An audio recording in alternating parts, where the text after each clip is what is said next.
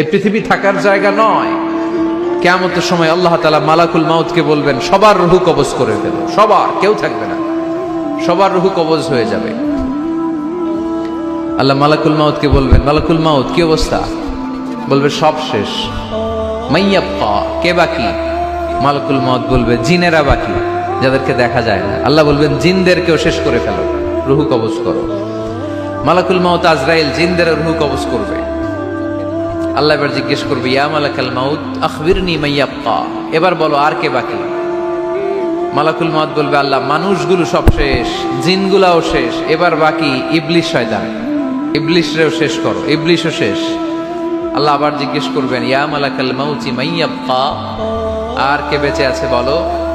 মালাকুল মাউত বলবে, আল্লাহ আপনার কথা অনুযায়ী পৃথিবীর সব মানুষের রূহ কবজ করলাম, সব জিনদের রূহ কবজ করলাম, ইবলিসের রূহ কবজ করলাম, এখন আছে শুধু ফেরেশতারা। আছে কারা?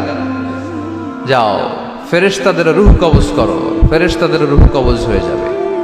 এবার আল্লাহ জিজ্ঞেস করবেন, ইয়া মালাকাল মাউত আখবিরনি মাইয়াবকা।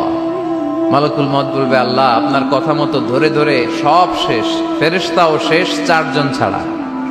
কয়জন ছাড়া? জোরে বলেন, কয়জন ছাড়া? ইসরাফিল, জিব্রাইল, মিকাইল, আজরাইল। আল্লাহ এই 4 জন আমরা বাকি। আল্লাহ বলবে, যাও ইযহাব ইনতালিক ইলা জিবরিল ওয়াকবাদ রূহা, জিব্রাইলের রূহ কবজ করো।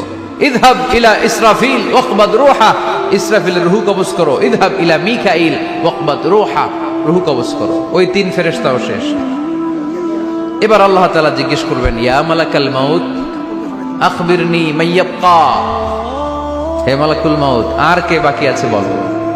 মালাকুল মাউত বলবে, আল্লাহ আপনার কথা মতো মানুষগুলো শেষ, জিনগুলো শেষ, ইবলিশ শেষ, আমার বাকি 3 ভাই ইসরাফিল, মিকাইল, জিব্রাইলও শেষ, শুধু আমি, শুধু আমি। আল্লাহ বলবেন, কেউ নাই? মালাকুল মাউত বলবে, না আল্লাহ কেউ নাই। এবার আল্লাহ তাআলা বলবেন, মালাকুল মাউত তুমি তো সবাই রে মারছো, এবার তুমি মরো, এবার তুমি মরো, তুমি মরো। শোনার সাথে সাথে মালাকুল মাউতের কাঁপুনি ছুটে যাবে, খিঁচুনি এসে যাবে ভয়ে। আল্লাহ বলবেন, কাঁপুনি দিয়ে তো লাভ নাই, কারণ কুল্লু নাফসিন যায়িকাতুল। রব্বুল আলামিন বলবেন, মালাকুল মাউত কেঁদো না, এটাই দুনিয়ার বিধান, আমি আল্লাহর দেয়া বিধান, এটাই জন্মালেই মরতে হয়। যাও জান্নাত জাহান্নামের মাঝখানে একটা জায়গা আছে, জায়গাটার নাম হলো আরাফ। এই আরাফের মধ্যেখানে যে দাঁড়াও, ওখানে যে মালাকুল মাউত কাঁপতে থাকবে। মালাকুল মাউত বলবে, আল্লাহ সৃষ্টির শুরুতে যদি জানতাম, সৃষ্টির শুরুতে যদি জানতাম সবাইকে মৃত্যুদান করার পরে, রূহ কবজ করার পরে আমাকেও মরতে হবে, তাহলে এই কঠিন দায়িত্বের ব্যাপারে আপনার কাছে ক্ষমা চাইতাম। আজকে আমারও যে ভাগ্য বরণ করে নিতে হবে সৃষ্টির শুরুতে, আমি এটা কল্পনাই করতে পারিনি।